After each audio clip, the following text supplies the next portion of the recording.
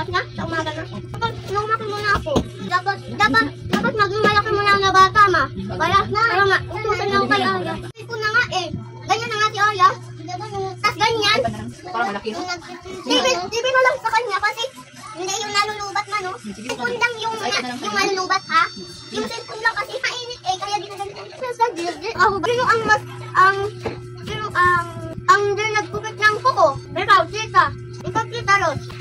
Yung kamay mo, nagkupit ka na? Ma, ikaw, ma. Very good. Pa, ikaw. Pa, ikaw.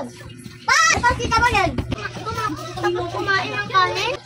Hindi pa siya yung mabilis. Siya yung sulit na magsusulat. Mabilis. Okay. Ma-picture tayo.